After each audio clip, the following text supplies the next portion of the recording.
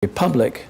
Aristotle would pick it up in his book Politics, and then Alexander would practice it as the most fierce military ruler in the 3rd century before Christ, who would cover with his military army go all the way from Macedonia to modern Afghanistan and North India, and rule all the way down to Egypt as a dictator.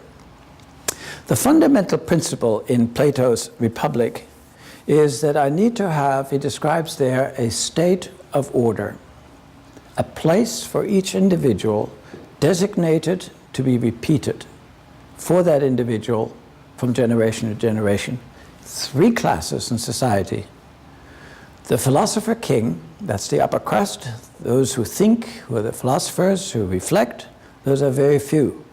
The soldiers to protect them and everybody against outside aggression, and then the peasants to provide the food for everybody. And if everybody could be locked in like this, then you would have not so much confusion, much order.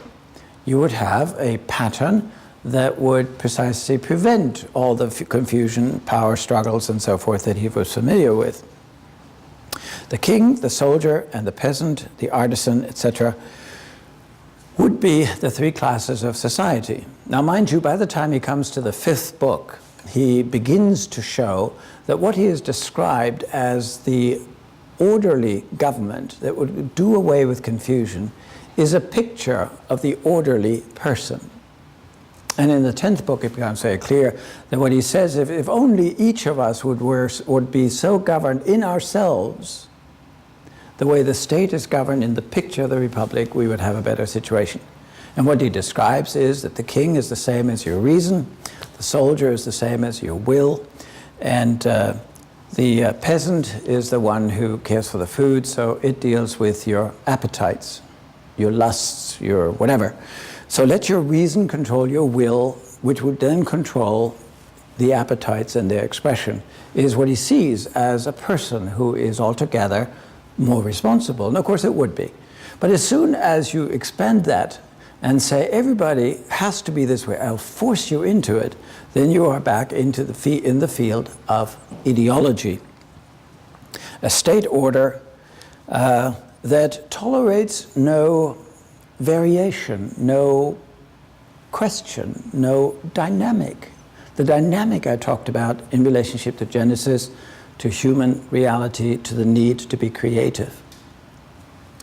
What this society portrays, and as Plato talks about it, it's a society in which the artist has no place. The poet who circumscribes reality with flowery images does not tell the truth, and thus he is a troublemaker. The musician is a troublemaker because he comes up with all kinds of ideas that don't necessarily fit into the established and acceptable categories for society. And so, of course, we must get rid of the art. And for those of you who are old enough to remember your parents, you will remember the battle of fascism against degenerate art, the many refugees, writers, painters, and so forth that had to leave Europe and come to America or emigrate somewhere else, precisely because in their art and in their discussions they raised questions of all kinds of areas. And that can't be tolerated. I need conformity to have the kind of state that Plato talks about. I can't have the variety, the very opposite of what Scripture talks about, where precisely I'm, what time is it? Where precisely I'm constantly encouraged to investigate with good ideas alternatives, to color things differently, to express them in my own words.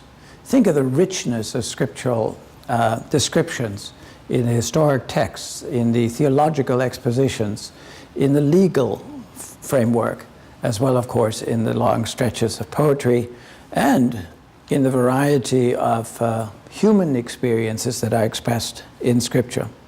All that must be done away with if you're going to have an order that is once for all to be imposed on everybody for the sake of peace. And of course, and quietness. And of course, the most quiet moment you have when you're dead, when you don't have a mind, when you're not speaking anymore. Now, Plato's idea here was he starts the Republic by talking about justice. What is the nature of justice? And at first he argues with the old man Cephalus, who is old and blameless and has done his life quite well, and he's gotten rid of pretty soon in the discussion in the opening. Basically, you know, speaking the truth is what the old man had practiced, and that helps for the order. Then he discusses on the basis of proverbial morality with Polemarchus, who basically, in the question of what is justice, answers with proverbs. Well, justice is more than quotations.